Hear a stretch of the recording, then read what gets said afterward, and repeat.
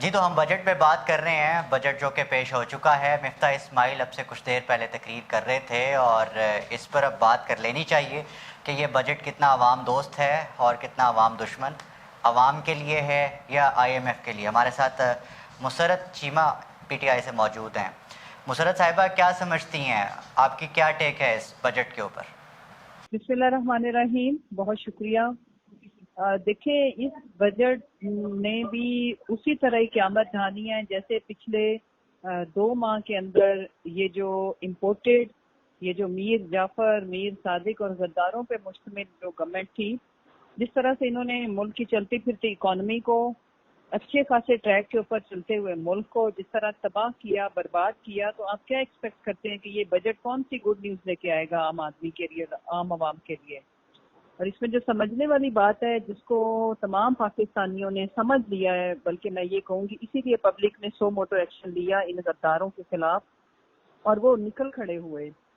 وجہ یہ ہے کہ یہ حکومت کسی بھی طرح کی عوام کو ریلیف دینے کے لیے نہیں آئی۔ آپ نے ذرا پچھلے 2 ماہ پہلے کے اگر فلیش بیک کریں تو آپ نے مریم نے بھی ایک مہنگائی مکاؤ مارچ نکالا تھا جو گجرانوالہ میں جا کے دم توڑ گیا اور کوئی بندہ ان کی اسپیچ سننے کو تیار نہیں تھا، بیکاز پبلک میں یہ ان کا جو بیانیہ تھا یہ باہر نہیں ہوا کہ یہ جھوٹ بول رہے ہیں، یہ عوام کے لیے بالکل بھی نہیں نکل رہا۔ اسی طرح ایک ننا منا مارچ سندھ سے آیا تھا جس سے پورے ملک میں کانپیں ٹانگ گئی ہیں آج تک۔ اس میں بھی جو ہوا آپ نے دیکھا کہ مہنگائی مکاؤ کا نام دے کے بیسکلی یہ 22 کروڑ عوام مکاؤ پروگرام کے تحت آئے، جس میں یہ پاکستان کی سالمیت کو مکاؤ کا اس بکاؤ مال نے پہلے ٹھیکہ لیا اور اس میں بڑی اچھی سے کامیاب ہوئے، جس طرح سے انہوں نے رجیم چینج کی پاکستان کے اندر ایک سازش کے تحت، اور پھر جس طرح سے مداخلت ہوئی آپ سب لوگوں نے دیکھا۔ اس کے بعد جو مجھے لگتا ہے کہ یہ جو سازش تھی وہ کافی ڈیپ روٹڈ تھی، آج ثابت ہو گیا۔ میں پہلے دن سے کہہ رہی ہوں کہ اس کو صرف آپ لوگ رجیم چینج کی حد تک مت دیکھیں، اس کو دیکھیں کہ یہ پاکستان کو تباہ کرنے کے لیے ان غداروں کو خریدا گیا، اور کسی ملک کو تباہ کرنا ہو تو آپ اس کی اکانومی تباہ کر دو، ملک خود ہی برباد ہو جائے گا۔ جس طرف یہ تیزی سے گامزن ہے، شہباز سپیڈ اپنی سپیڈ کے نام سے جانا جاتا ہے اور اس نے سپیڈ تو لگائی لیکن ریورس گیئر لگا دیا پاکستان کے لیے۔ آج اس ملک کی ٹیکسٹائل انڈسٹری دیکھیں، ایگریکلچر دیکھیں، آپ ایک ایک انڈسٹری دیکھیں، ہم نے جس طرح سے کنسٹرکشن انڈسٹری کا بوم تھا، ہر چیز ختم، تباہ۔ اس کے بعد پانی، آپ بجلی کا کرائسس دیکھیں سندھ میں، اور جو سندھ میں پانی کی سچویشن ہوتی تھی آج پورا ملک بلبلا اٹھا ہے۔ ان لوگوں کے آنے سے بے برکتی اور نحوست کے گہرے بادل چھا گئے ہیں میرے ملک کے اوپر۔ انشاءاللہ ہم ان سے نجات پائیں گے۔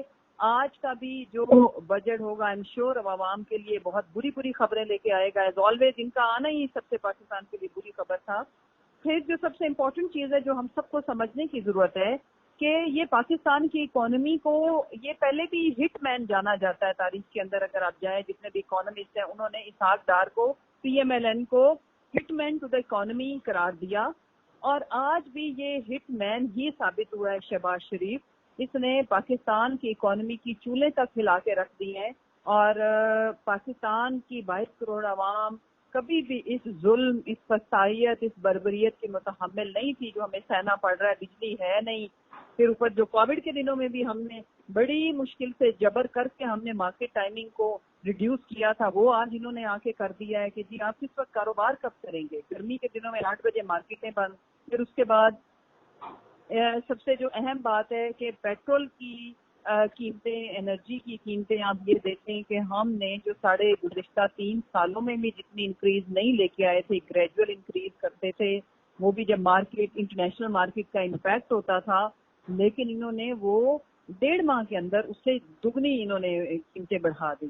اس کے ساتھ جو سب سے اہم بات ہے جو پاکستانی عوام، باشعور عوام سمجھ چکے ہیں کہ یہ اپنے کیسز ختم کرانے آئے ہیں، کوئی مہنگائی ختم کرانے نہیں آئے، ان کو کوئی فرق نہیں پڑتا۔ پھر اس کے بعد یہ ایک ایک کر کے، کبھی مقصود چپڑاسی کی ہلاکت، کبھی ڈاکٹر رضوان ان کی ہلاکت، یہ سلو پوائزننگ کے تحت آج بھی آپ کو پتا ہے کہ ایک پروسیکیوٹر، مجھے پتا چلا ہے کہ کوئی ایک تفتیشی آفیسر، شاید میں فارگیٹنگ ہز نیم، وہ بے ہوش ہو گئے۔ تو یہ ایک سلسلہ پہلے زمانوں میں یہ ریکارڈ جلایا کرتے تھے، پوری پوری بلڈنگز میں آگ لگا دیتے تھے، اب انہوں نے نیا ایک جدت اپنائی ہے اس کے اندر، اور یہ جو بندے جو بھی ان کے خلاف کیسز کے اندر جو بھی آگے فردر انویسٹیگیشن میں انوالو ہوتے تھے یا جس طرح بھی ان کے کیسز کے ساتھ تانے بانے ملتے تھے ان کو ایک ایک کر کے یہ لوگ ختم کر رہے ہیں. بڑی بدقسمتی کی بات ہے. یہ تو ایتھوپیا میں اور بنانا ریپبلک میں بھی نہیں ہوتا. عام آدمی کے 22 کروڑ عوام کے جو بیسک رائٹس ہیں, چاہے وہ رائٹ آف پروٹیسٹ ہو, آواز اٹھانے کا رائٹ ہو, وہ سب انہوں نے معطل کیے ہوئے ہیں. اور ایک ڈیموکریسی کے اندر مارشل لا سے بھی بدترین صورت ہے جو شیلنگ کی, جو شری نگر فلسطین کی سڑکوں پہ جو ماؤں بہنوں بیٹیوں کے ساتھ سلوک کیا جاتا ہے, وہ آپ نے اسلام آباد کے مناظر دیکھے, لاہور میں, کراچی میں جو بربریت کا مظاہرہ کیا گیا, سانحہ ماڈل ٹاؤن کی یاد تازہ کی. ہمارے 6 لوگ.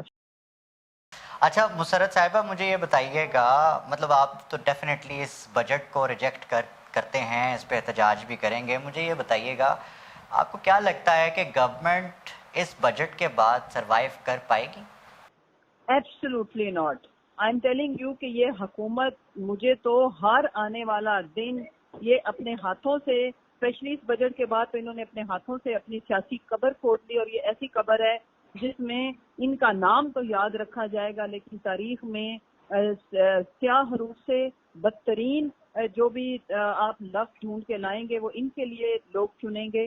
اور انہوں نے جس طرح سے شب خون مارا اس عام آدمی کی زندگی کے اوپر, آج عام آدمی کا سننے والا کوئی بھی نہیں ہے. آج فٹ پاتھ پہ وہ جو آرام کرنے والا مزدور جس کو ہم نے اٹھا کے پناہ گاہوں میں لے کے گئے تھے, کوئی بھوکا نہ سوئے کی اسکیم, ایک ایک کر کے یہ غریب مکاؤ, بیسیکلی مہنگائی مکاؤ پروگرام کے تحت نہیں آئی, یہ غریب مکاؤ پروگرام کے تحت آیا. بٹ انفارچونیٹلی ان کے آنے سے 22 کروڑ کی 22 کروڑ عوام آج غربت کا شکار ہوتی جا رہی ہے.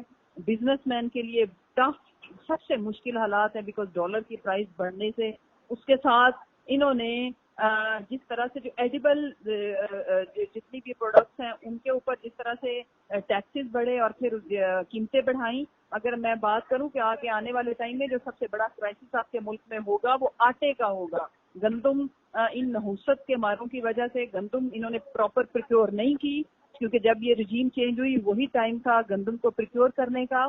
اس کے بعد کوئی پالیسی کے تحت یہ نہیں آئے, یہ ڈنگ ٹپاؤ پروگرام کے تحت آئے ہیں. ان کے تو ڈنگ ٹپ جائیں گے لیکن جو اس ملک کے غریب عوام کا حال ہوگا وہ میں اور آپ دیکھیں گے, لیکن عوام اس کے لیے ان کو کبھی معاف نہیں کرے گی.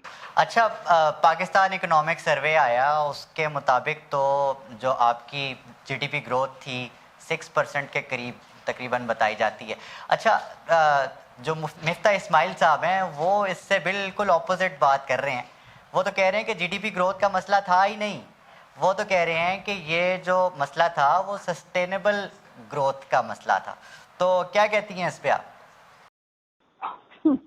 اچھا, یہ مفتہ جو ہے نا, اس کا نام جو ہے نا مفتہ نہیں مفتہ کہا کریں. ایک تو ان کو مفتے کی عادت ہے. دوسری بات یہ کہ یہ جب منہ کھولتے ہیں پوری کی پوری پی ایم ایل این کی لیڈرشپ جھوٹ بولتی ہے. اور پہلے تو یہ سیاسی جھوٹ بولتے تھے مریم کو فالو کرتے ہوئے, لیکن جو اکانومسٹ ہے, جو ٹیکنوکریٹس ہیں, وہ نارملی جھوٹ نہیں بولتے. ان کو پتا ہے کہ اگر وہ جھوٹ بولیں گے تو جو فیکٹس اینڈ فگرز ہیں وہ امیڈیٹلی ان کی بات کو نگیٹ کر دیں گے. اور وہ بھی آج کے زمانے میں جس میں ہم کوئی بھی بات کریں گے وہ سچی ہوگی یا جھوٹی ہوگی وہ ثابت ہو جائے گی. یہ جھوٹے لوگ ہیں. ہم نے ہی تو سسٹینیبل ڈیولپمنٹ کی طرف بھی جا رہے تھے اور سسٹینیبل اکانومی کی طرف بھی جا رہے تھے. انہوں نے تو ہمیشہ اسٹنٹ پروگرام کیے. اور ایک انٹرسٹنگ چیز میں آپ سے شیئر کرنا چاہتی ہوں کہ جو بھٹو کا محترمہ کے زمانے سے بھی بدترین دور ان کا ہمیشہ رہا ہے پاکستان کی معیشت کے لیے. اگر آپ ماضی میں جتنی بھی ٹینیور آئے ہیں پی ایم ایل این کی گورنمنٹ کے, وہ بڑے بھاری گزرے ہیں بزنس کمیونٹی کے لیے. یہ خالی میڈیا, ٹوکرا صحافی اور وہ جو سو کالڈ انٹلیکچوئل جو منہ نہیں جن کا تھکتا تھا, بک بک مشینیں آن کر کے بیٹھ جاتے تھے ہر پرائم ٹائم شو کے اندر مہنگائی. اور آج آپ ان کے منہ گنگ ہو گئے کیونکہ ان کے منہ کے اندر رشوت منی ڈال دی گئی ہے اور ان کا منہ بند کر دیا گیا ہے لفافہ صحافیوں کا, اور پورے میڈیا ہاؤسز بک ہو گئے ہوئے ہیں. اور آج آپ یہ دیکھیں کہ وہ اس کے لیے کیسی کیسی لاجکس ڈھونڈ کے لے کے آ رہے ہوتے ہیں نا. تو سب سے امپورٹنٹ چیز یہ ہے کہ جو پاکستان اکنامک سروے کی جو رپورٹ ہے, اور پھر انٹرنیشنل موڈیز کو آپ دیکھو, موڈیز نے پاکستان کو نیگیٹو قرار دے دیا ہے. اور پہلے سارے اشاریے, اور پاکستان رینکنگ میں ٹاپ 3 میں ہمیشہ رہا کووڈ کے دنوں میں. چاہے ان امپلائمنٹ پوری دنیا میں زیادہ تھی, پاکستان میں اس زمانے میں بھی ہم نے جاب کریشن کی.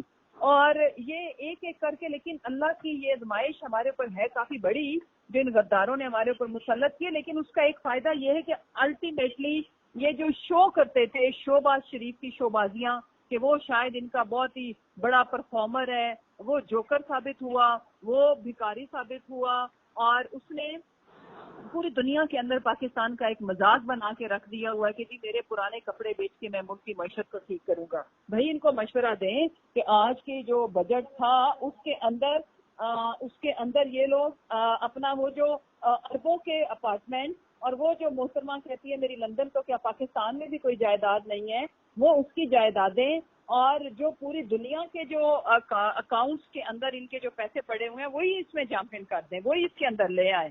اور وہ بیسکلی ان کا اس ملک کی اکانومی کے تباہ ہونے سے کوئی حرج نہیں ہے نا، ڈالر کی پرائز بڑھنے سے تو ان کی تو دولت کو وہ چار چاند لگیں گے نا، بیکاز ان کی تو سارے ایسٹ سب کچھ ڈالرز میں اور باہر ہے۔ لہذا پاکستان کے لیے تو یہ مشکل آزمائش کا وقت ہے، لیکن ان کے لیے عوام لکھ چکی ہے انا للہ و انا الیہ راجعون۔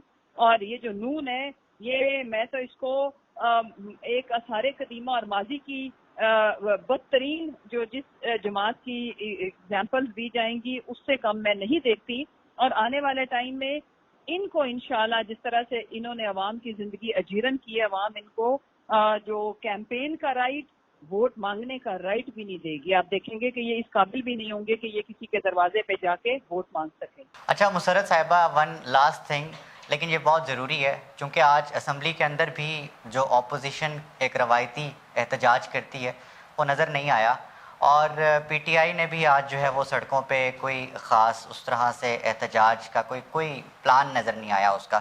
تو پی ٹی آئی کا کیا پلان ہے آئندہ، یا پھر کس طرح سے، مطلب آپ کیا لائے عمل ہے اس کے حوالے سے؟ کیسی باتیں کر رہے ہیں آپ؟ اگر آپ پاکستان میں رہتے ہیں تو احتجاج تو آپ کسی گلی میں، کسی محلے میں، کسی عام خاتون کو، کسی ہاؤس میڈ کو، کسی ہاؤس وائف کے منہ کے آگے مائک کریں، وہ آپ کو بتائیں گی کہ وہ کس طرح سے بجھولیاں اٹھا کے لوگ ان کو بددعائیں دے رہے ہیں۔ لیکن ہم نے تو جو تاریخ کے پاکستان کی پولیٹیکل تاریخ کے سب سے بڑے جلسے کیے، پھر 25 مئی کو جو ہماری لانگ مارچ تھی اس کے اوپر جس طرح سے انہوں نے بربریت کا مظاہرہ کیا، ٹیررسٹ والی شیلنگ ہمارے اوپر استعمال کی، اس کے باوجود لوگ نکلے، فیملیز نکلی۔ آگے بھی انشاءاللہ ہم لوگ پلان کر رہے ہیں، جیسے ہی ہم مہنگائی کے خلاف کال دیں گے، عوام چونکہ دیکھیں یہ وہ چیزیں ہیں، لوڈ شیڈنگ کا مجھے عوام کو نہیں بتانا، بھگت عوام خود رہی ہے، ان کو خود پتا ہے۔ جن کے گھر میں 2 وقت کی روٹی کے لالے پڑے ہوئے ہیں وہ کیوں نہیں نکلیں گے؟ ان کو وہ تو آلریڈی نکلے ہوئے ہیں لوگ تو۔ اب we are just waiting, why we are asking for fresh election کرا کے دیکھ لیں کہ یہ کتنی کو پاپولر جماعت ہے اور ان کے پیچھے کتنی عوام کھڑی ہے۔ کوئی بھی نہیں کھڑا ان کے پیچھے جی، ان کی تو فیملیز بھی ان کو ووٹ نہیں کرے گی جو حالات ہیں۔ Thank you very much Musarrat Cheema, P T I سے ہمارے ساتھ موجود تھیں۔ ان کا ریئیکشن بجٹ کے اوپر ہم نے لیا۔ بجٹ کے اوپر ہم آپ کو آج اپڈیٹ کر رہے تھے، مختلف سیگمنٹس ہم نے اس کے لیے تیار کیے، اپڈیٹ رکھیں گے آپ کو۔ کورسپونڈنٹ سے اتنا ہی، اسٹے ٹیونڈ۔